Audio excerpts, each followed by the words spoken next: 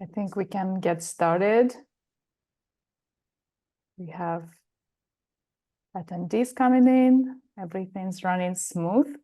And, I'm especially excited about today's session because we are essentially wrapping up our three-part series of designing an ergonomics program.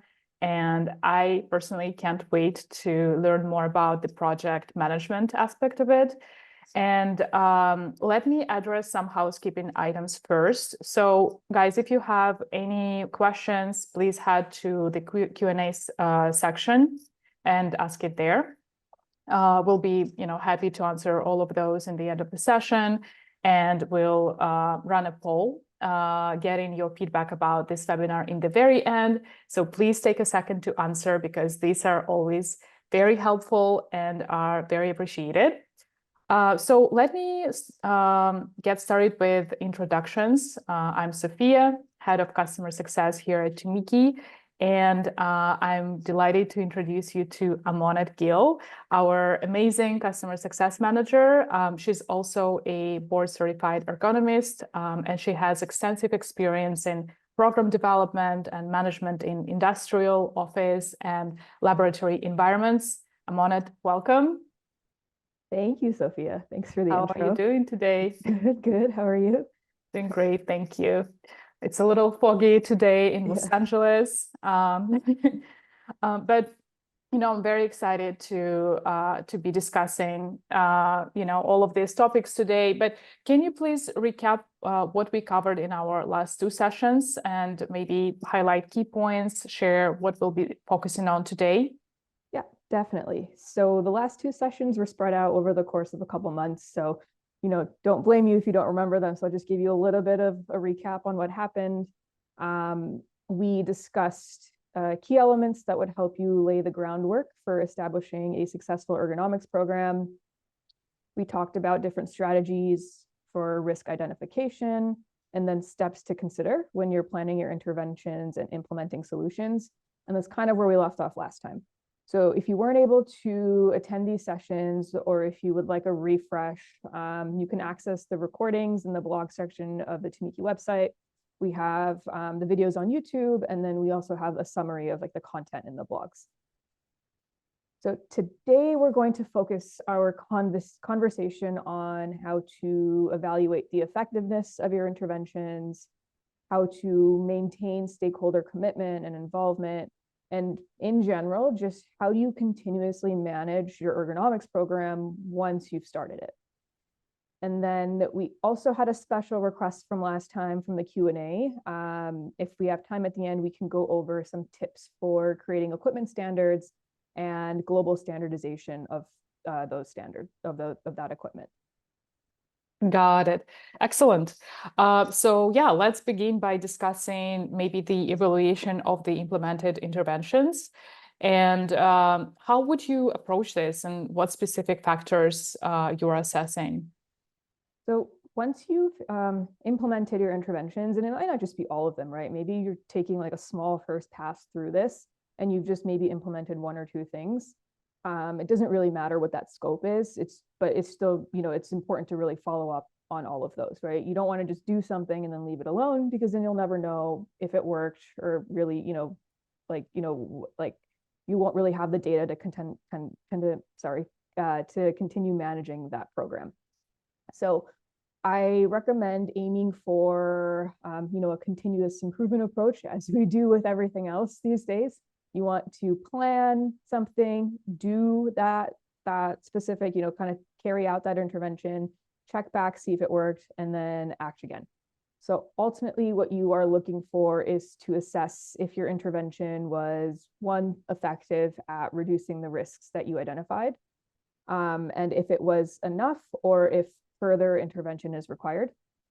So if the intervention wasn't successful, and you might need some further intervention, take a look back at your intermediate and long-term recommendations that you put together when you were doing your risk assessment, and see if those are still options to further pursue. You also want to make sure that in solving one problem, you're not creating a new one.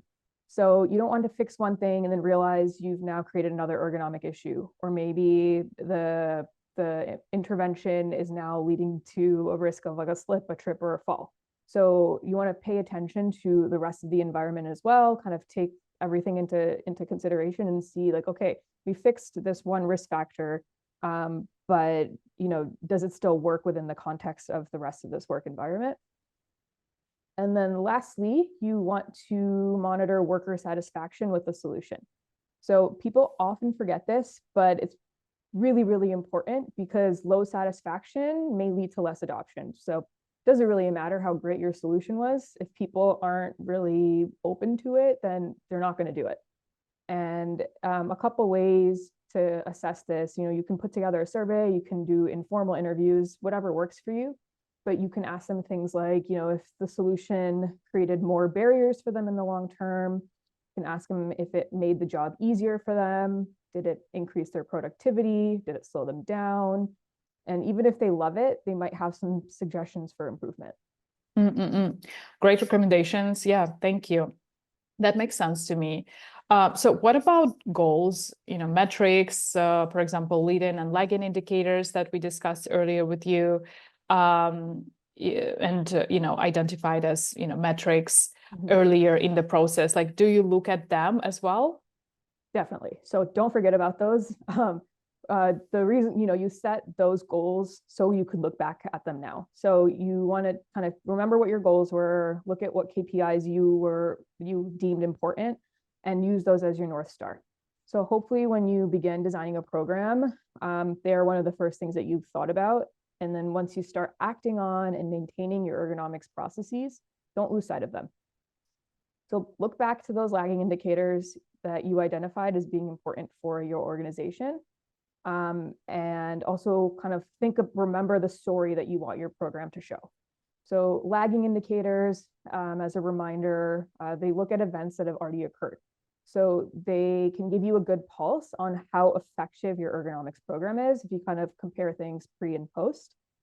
And some examples are things like recordable injuries, workers' comp costs, productivity indicators. And then even if you're working with your quality or your operations teams, the quality of your goods and services.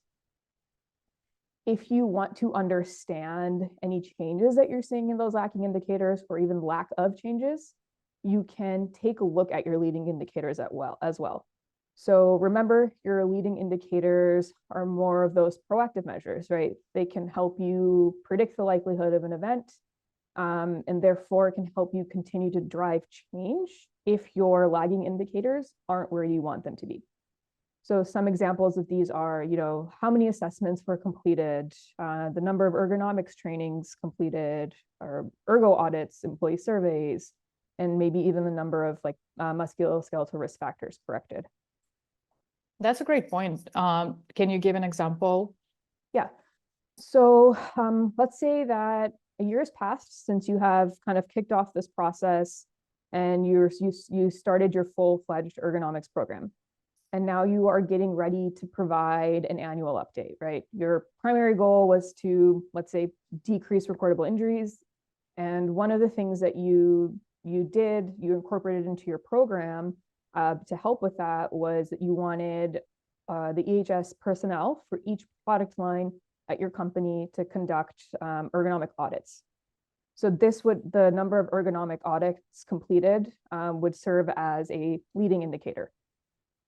So you look at, a year later, you're now looking at your recordable injuries and you see that at the facilities for just one specific product line, those injuries had not changed, but at other facilities, at other product lines, you were seeing a decrease. And then you also see that at this specific product line where you were kind of not really seeing a change in those recordable injuries, this facility actually had the lowest percentage of facilities that actually conducted ergonomic audits of their work areas. So compared to all the other product lines, this one didn't conduct as many ergonomic audits. So, that can kind of give you an idea of what could be going on. But I do want to say that we all know that there are a lot of factors at play. So you don't always want to jump to conclusions and say, oh, it must have been me, or I failed at managing this program. You also don't want to say it's because this specific group didn't listen to me and they didn't do what they were supposed to. But what you could do is go back to that group, ask them what's going on, and take a look at, just like with this one and any other proactive measures you set, see if they help tell a story with the outcomes that you're seeing. Absolutely, that makes sense. And is there any other data that you would recommend looking at? Yeah, so there's definitely, outside of those kind of leading and lagging indicators that your typical ones, you can look at medical information, medical data as well. Not everyone does this, not everyone collects this, and not in you, even if you do have it, you might not be tying it to your ergonomics program. But if you are, you can compare that before and after your interventions as well. I see. So how often would you recommend following up on the progress of your Ergo program? Yeah, it's a good question. So for some things, it's a little bit of a simpler answer than others, but I definitely recommend setting up a cadence that works well for you. And keep in mind that you might have to look at different metrics at different milestones. It just really depends on like what the purpose of that follow-up is. So for example, at a smaller scale, if you implement even one intervention, you want to follow up on that one intervention. So, after a week, you can see how it's going, just to get a pulse on worker sentiment. But at that point, not enough time has really passed for you to really be able to see a change in discomfort, right? Like if there was high discomfort associated with this task, you made a change, 1 week isn't going to be enough for your body to kind of really recover, or your soft tissue to start to repair itself. However, 4 to 6 weeks later, you can check back in to see if that discomfort has improved. Again, these like follow-ups that are happening kind of soon after an intervention are going to track those intervention-specific metrics. However, if you want to get kind of an idea on how your program is performing on a larger scale, you're probably going to have to look at it from larger intervals. So if you're looking at your KPIs from a higher level, you want to see how your program is, you can kind of set those intervals by trial and error. It could be quarterly, every 6 months, or even annually. And if there are other kind of business review meetings that you have, or if you have a monthly meeting with your EHS team, quarterly meeting with some executives, or even annual meeting with those people, that can be a good time to kind of, a good trigger to follow back up on all of these processes. Yeah. I will say though, you want to definitely be patient while you're doing this. So some improvements are going to take longer than others, especially a reduction in work-related musculoskeletal disorders. So if you're strictly just looking at reduction in injuries, it's going to take a long time for all of your plans to just kind of come into fruition. And like I said earlier, our bodies take time to recover, and seeing those significant changes at a population level is going to take some time. But that doesn't mean you can't use other metrics to help guide decision-making in the meantime, as you're waiting for that time to pass. So this can be things like employee feedback, discomfort surveys, do risk assessments kind of pre and post and see if the risk scores go down. You can look at productivity measures, et cetera. So just kind of keep that in mind, like those bigger numbers that you really are like your bottom line that you're trying to work on, it's going to take some time to really like see any changes there. But there are other things that can help you monitor, again, like the pulse on your program. Go ahead. Sorry. No, yeah, that makes sense. Yeah. And wise words, Amaanat. So yeah, no, thank you for sharing. Obviously, when it comes to maintaining an ergonomics program, even at a small scale, leadership would probably want to see an ROI and the cost effectiveness of this initiative. What would be your advice on calculating those numbers? Yeah, so you're definitely right. At the end of the day, a lot of your really high influence stakeholders are going to care about this, right? They might not care about like the results of like one intervention, but they're really going to care about the cost savings associated with what you're doing. So there are a lot of resources out there that can help you calculate these things. We have some on our website. You can, some other ergonomic resources have great calculators that can help with this. But at a high level, when you're doing a cost analysis, some common ones and some helpful ones to consider are, do your benefits outweigh the costs?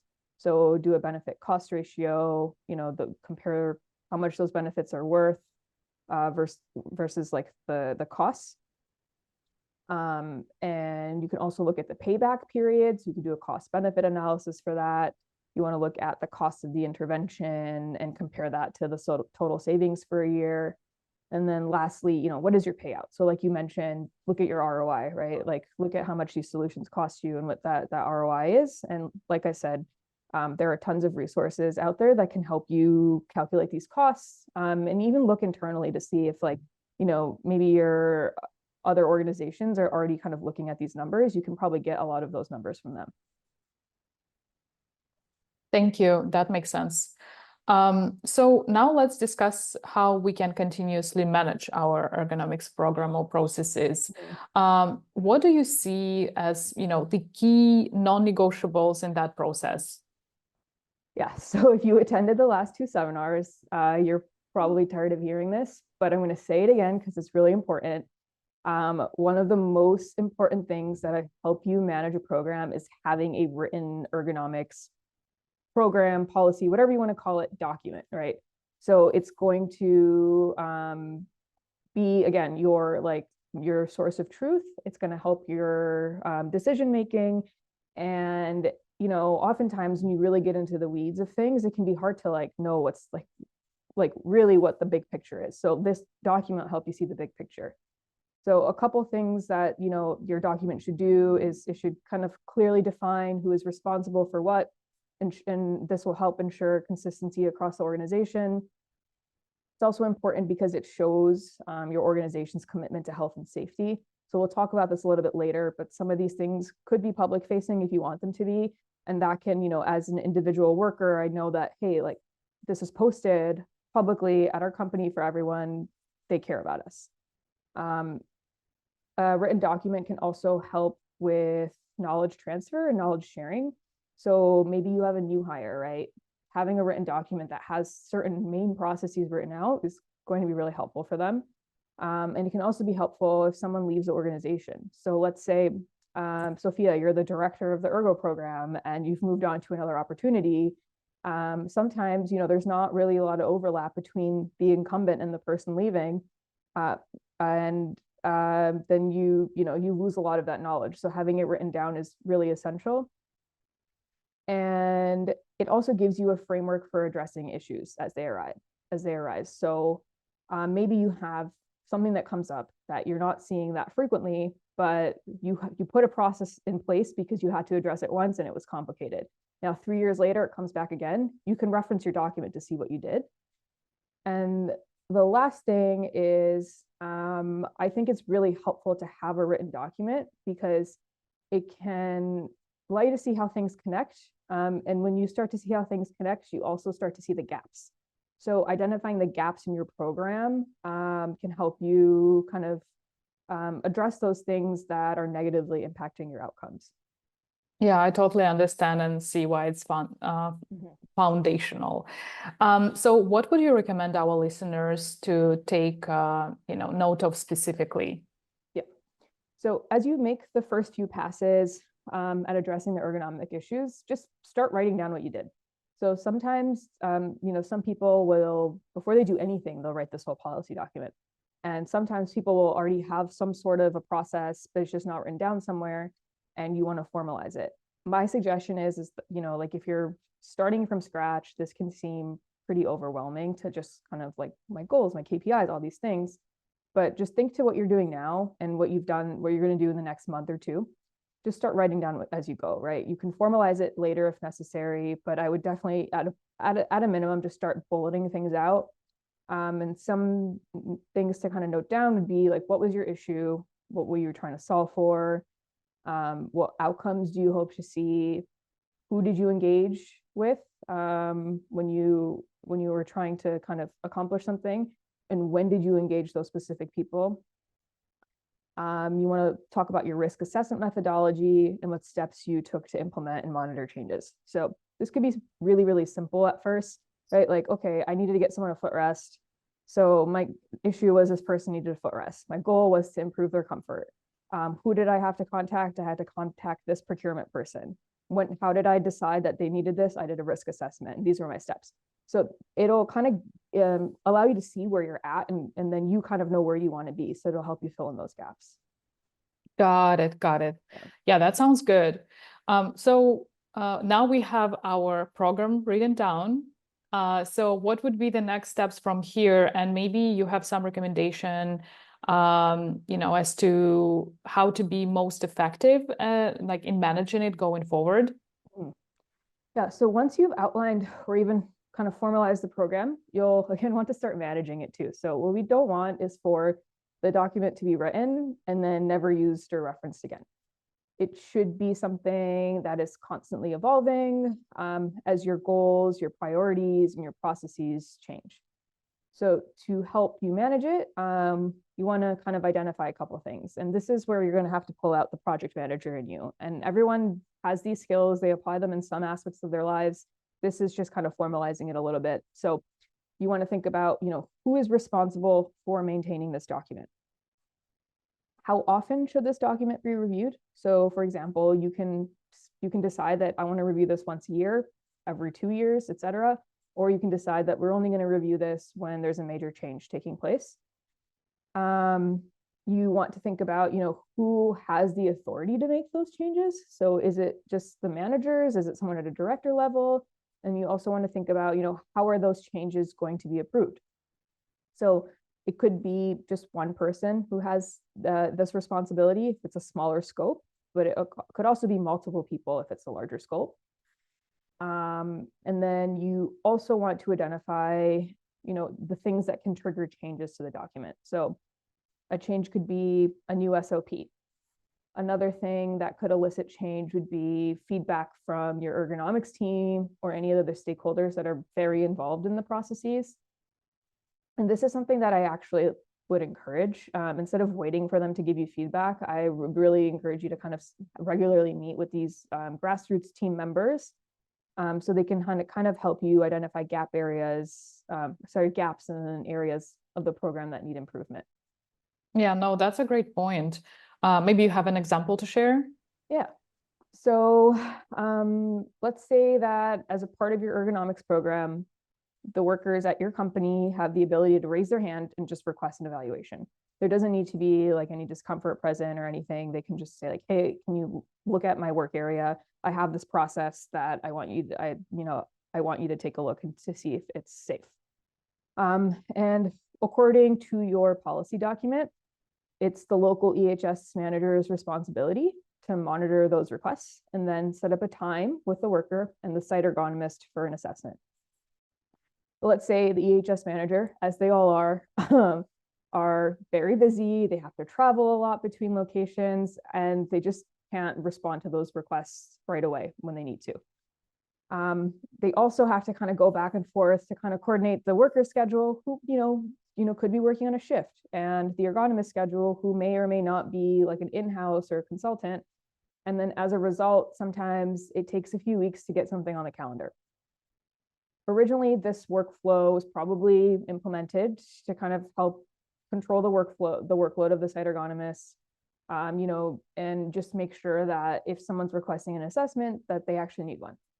However, this can create a pretty big bottleneck over time. And maybe let's say your goal was to perform X number of assessments in this quarter.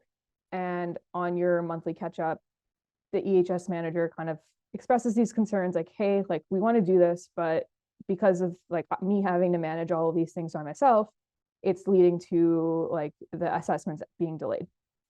So what you suggested was, okay, why don't we just like take the ergonomist's calendar, create a scheduling link, the workers can fill out a request form and sign up for an assessment. Then I can take a look at that request form, see if it's legitimate, right? Do they need the assessment done? But at least in that meantime, the appointment is scheduled. And if it's legitimate, we do the assessment. If it's not, we point them to another resource. So this can help. You can kind of see, right? Like this isn't just strictly related to ergonomic processes, but like these types of bottlenecks will impact your outcomes at the end of the day. So you want to kind of make sure you're getting that regular feedback from the active participants, from those people that are touching this every day, Because if you don't, you won't catch these inefficiencies as like at an administrative level, right? Unless you hear it. And again, in the long term, when you are doing your quarterly check-ins, your annual check-ins, you don't want there to be like the reason that your program isn't performing well shouldn't be because of these inefficiencies. Absolutely. Yeah, that makes sense. Thank you. Are there any processes that, should always be a part of your program? Yeah. So the one this is a really good question, because what you want to do is maintain a document or a program that is detailed enough where it's helpful, but not but succinct enough to where it's not a nightmare to figure out what you actually need to do. Like, you don't want it to be like 200 pages long and no one uses it, right? So a common example is this thing right here, where it seems simple, but there should be some sort of guidance on, okay, how do I schedule an ergonomic assessment? Who do I reach out to? Who's responsible for that? But what you might not need to do is kind of put in like the nitty gritty, like, okay, this is why we're doing it this way, all that kind of stuff. So when you're writing your document, think about the processes in terms of how frequent they are, how complex they are, and how important they are to the business. So someone reaching out for an assessment is probably going to be frequent, and it's not very complex, but it is important to the business because we need to know who that resource is.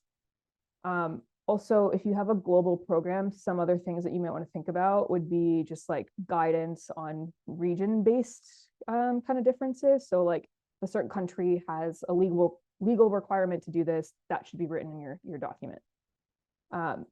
Depending on what you need, it might be enough to keep things very high level and write them more as like kind of like an outline and like a management level program. Or you can make it super comprehensive and technical and include steps for specific processes.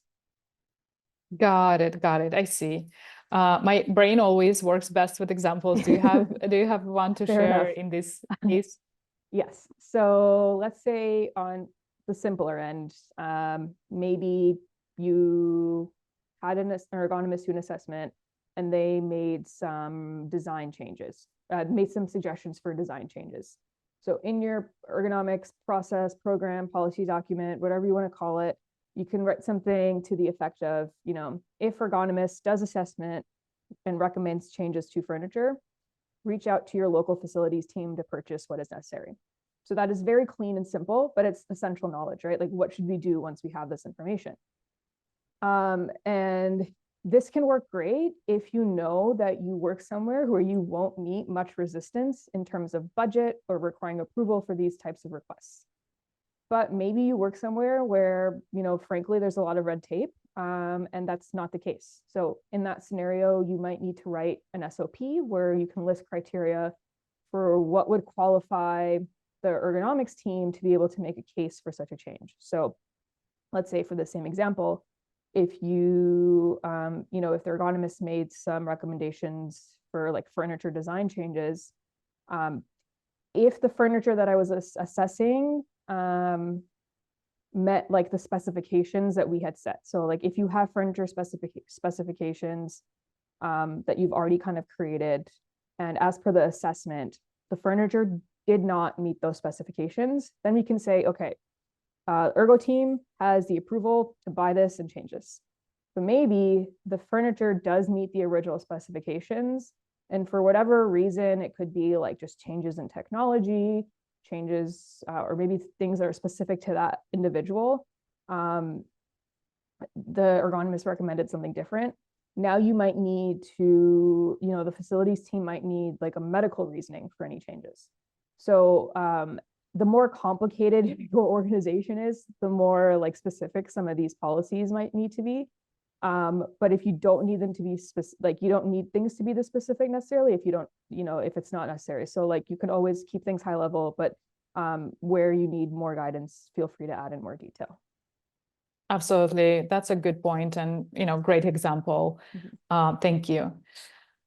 From my perspective, when it comes to project management, it's really important to give your team visibility, make it easy for everyone to participate, suggest changes or make any changes. So what tools and maybe approaches do you think work best for that? Yeah, so this is going to be kind of just based off your experience. Do what will present the least amount of barriers, and especially kind of thinking like how technology plays, right? Like people can be resistant to change. Sometimes it takes people to like time to kind of get up to speed with new tech. But look at other things that you're doing, other processes you're running within your organization, and try to follow those best practices. The goal is just to make sure that those documents are easily accessible for relevant parties, and so that people can actually abide by them. So, common things are like to use SharePoint, Google Drive, Microsoft Teams, etc. Just a quick tip from personal experience: when you're using these cloud environments, make sure those documents are not editable. Like only a certain people can make changes to it. And also include the latest version of the document only, and then archive the rest, because then otherwise people don't always like click on the newest one and they might be following old processes. You can even have a version of the document that is visible for the entire company and post it on your company intranet. So for this version, you might even like kind of clean it up and take out, again, those like nitty-gritty SOP details, but include things like your organization's commitment to ergonomics and like who they should reach out to if they have questions or concerns. And the last thing I would do is just to kind of, and this is more just to make sure everyone is compliant with the program and up to speed on what they should be doing. So if you're making any official changes, make sure to communicate them, right? We often forget that. So if we're making a change to a process, like you as like the person who is like owning this might kind of forget to tell other people because you have so many other things on your plate. So if they are just small changes, it's as simple as sending an email, a message on Teams, and then maybe kind of reiterating that the next time you all have a team meeting. But if they are larger changes, then you definitely want to make sure to set up some like dedicated training time, 15, 30 minutes, whatever it takes, to make sure that everyone knows what those changes are. Thank you for sharing your perspective. Fantastic. Now let's switch gears and talk about the stakeholders we want to keep engaged throughout the process, because that's a very important part of this whole initiative. So what considerations do you think we should keep in mind? Yeah, so this is probably the most important part. So think back to our discussion on identifying and engaging the correct stakeholders. This is a critical step at the beginning of the process, because without that initial buy-in, you won't have the resources or the engagement required for a successful program. You can have thought about everything else, but if someone's like, we're not going to give you money for this, or we're not going to kind of influence our teams to take part of this, it's not going to go anywhere. But that initial buy-in isn't where it ends. You have to kind of keep maintaining it. And this is because a lot of different people touch an ergonomics program. Because ergonomics is everywhere. So on one hand, this is great because you can make a case for how it impacts everyone at the organization. But on the other hand, this can present a lot of challenges, because it means that there is not always just one decision maker or one person who is in charge or one person who's really going to feel a lot of impact. So most of the time, the stakeholders involved have other responsibilities, and ergonomics doesn't make it to the top of their list. So some stakeholders, it might be their main job, but others, it might not. But that doesn't mean we don't need their buy-in or we don't need to maintain their engagement. So what does this mean for you as a champion of the program? It means that you're going to have to keep them engaged and continuously show them the value of the program. And it's like we said with other things like changes in SOPs and things, it's important to regularly communicate so you can kind of monitor any changes and address monitor like how everyone's feeling and address any changes in sentiment. Because, if you don't check in with someone for like a year, you might not know how they're feeling about this for a year, and they might have focused on, kind of lost their focus and decided that their commitment to this isn't important. And, it would be great if we could consistently talk to everyone, but from a bandwidth perspective, you probably won't have the resources to engage all of your stakeholders all of the time. And also from the other end, right, from the stakeholders' perspective, they probably don't want to hear from you all the time if this isn't a part of their everyday job. Because of this, it's important to kind of map out who your stakeholders are and put together a communication plan. I see your point. So basically, the success of the program depends on essentially your ability to effectively communicate across functions and different seniority levels. Mm-hmm. So you need to work on your PR skills. Exactly. So when you build such a map, and a plan, what exactly do you prioritize? So you want to think about, how often you should reach out to each stakeholder, who is responsible for you reaching out or that engagement specifically, what type of communication should they receive, and like what the purpose of that communication is. So that's kind of like when you're thinking about your map or your plan, those would be like the columns, I would say. Then you want to think about, who has high influence, is highly involved in the processes, and is significantly impacted by ergonomic outcomes. So these will be stakeholders that will need regular, possibly monthly engagement. And these stakeholders will also need more specific information sharing because it is a part of their job more, it is a part of their daily life. Mm-hmm. Then you want to think about who has lower influence, is not very involved, and is not so impacted by the outcomes. These stakeholders won't need as much engagement and likely only need high-level information sharing. Yes, that makes sense. So can you please share an example maybe of how this plan would look like? Mm-hmm.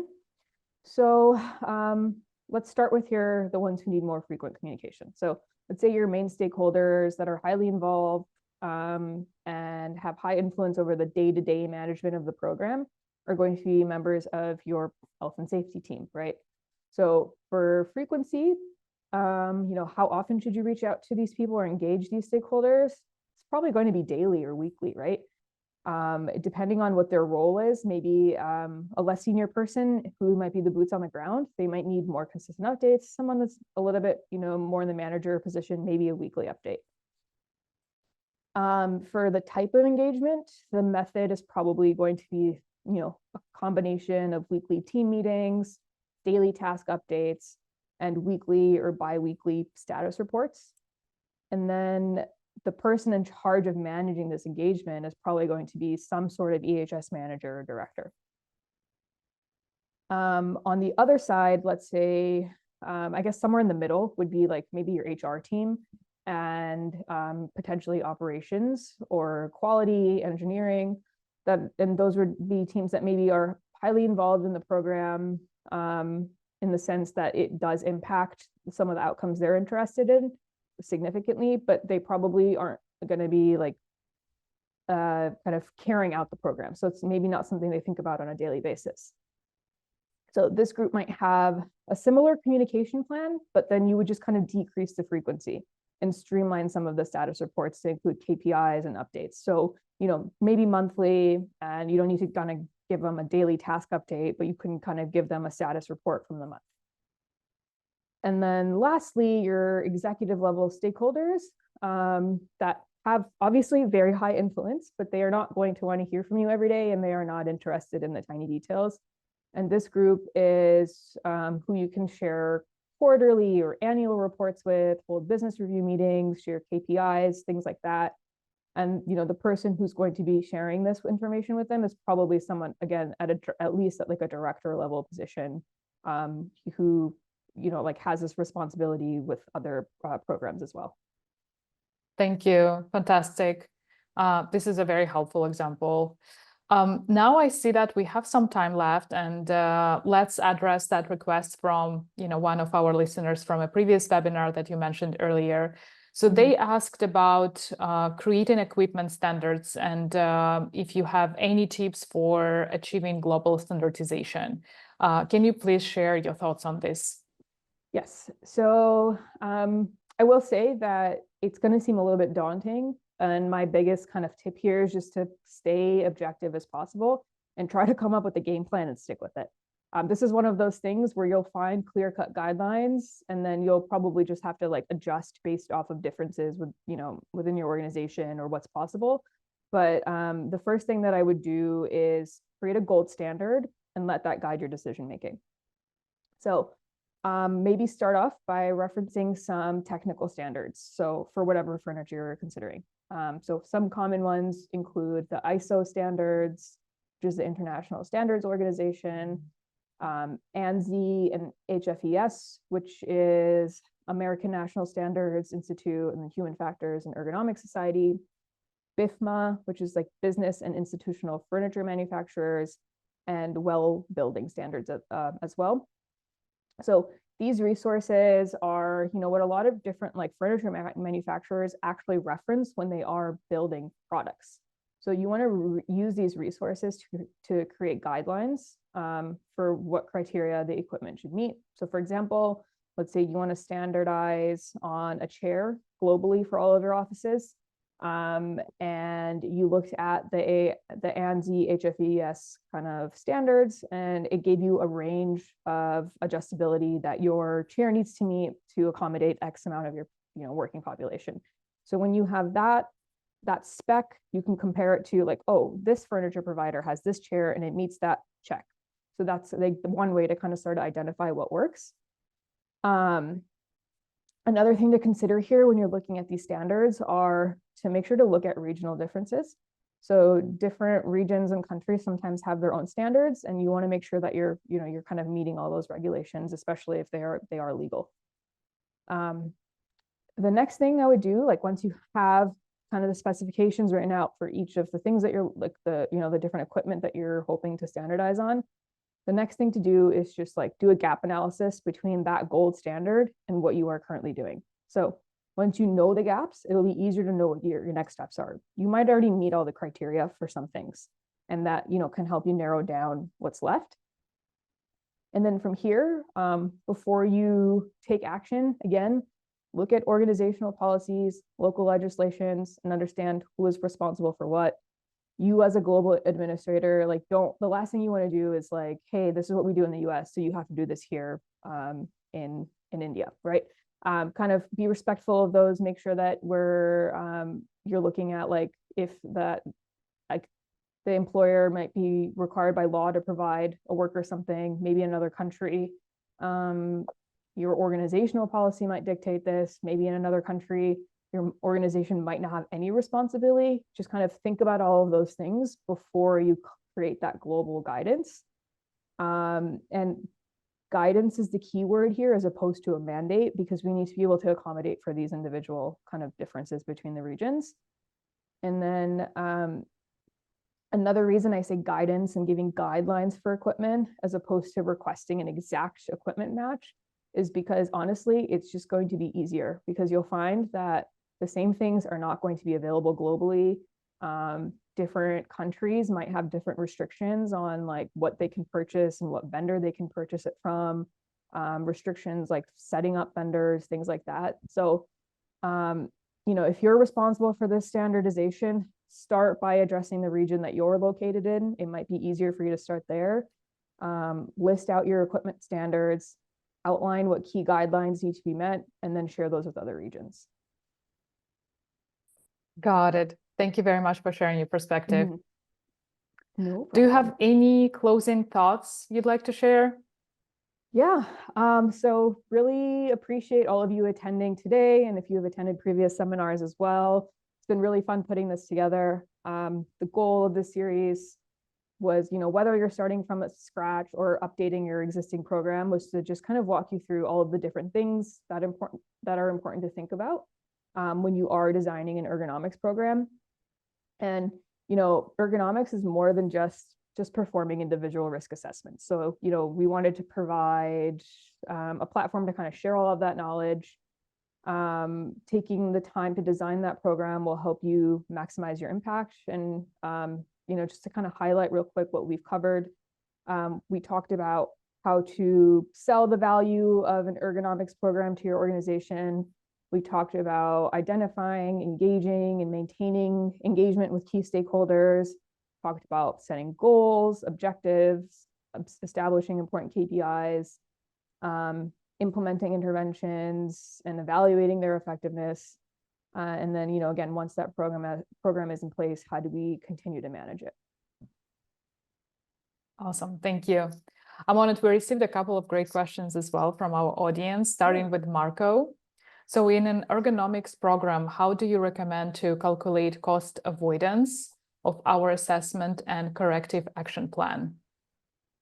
So that is a good question, Marco. I think we could, like I said, there's a lot of different resources out there that kind of like just like calculators and stuff that you can access on online that can they can be plug and play. They might give you a formula, but I think the cost avoidance and corrective action plan. So you want to look at, how much did it cost, your implementation cost in terms of like resources to it, like if you hired someone, if you made any like changes, if you implemented any like interventions, like how much of those costs, like all of the resources that are going into that first part where you're making the change, and then comparing to like the costs that you are losing from like the negative kind of like outcomes associated like with that. So it could be savings from increased productivity, savings from injuries, things like that. And I'm happy to kind of share some resources like offline that can help answer that question a little bit better. It's a little bit complicated to kind of spend time here. Thank you, Amaanat. And Jessica asked, can you list some ways on how to use the ergonomic program to create a successful workplace? Yes, so hopefully I answer your question correct. I'm understanding it correctly and I answer it correctly, but if not, we can again touch base offline. If you were creating an ergonomic program, one of the things that we've talked about a couple of times is like how ergonomics impacts productivity, how ergonomics will impact kind of like worker, like absenteeism, turnover, all of those things, right? And even also how ergonomics impacts quality, like the quality of like if you're producing a product, the quality of that product, right? And there are a lot of like psychosocial things that kind of that factor into these things. So I think maybe like when you're setting up your program, you set those as goals and KPIs, right? Like we're going to track these changes in X, Y, and Z, and see how your interventions or what your like the different things that you want to implement over time impact those metrics. Thank you very much, Amaanat. Marco, Jessica, feel free to follow up on your questions. Also, yeah, we're at the end of our webinar, so if you guys have more questions, please drop them in the Q&A section. I also launched our end of webinar poll to see how did we do today. Please share with us and leave feedback. As I mentioned, it's always very helpful for us and much appreciated. Let's see. Let's give everyone maybe 30 seconds to drop any last minute questions. Nick sent us another question. Thank you, Nick. If you have a program with a large library of assessments already, some of which may not be up to date, how would you best rearrange the group?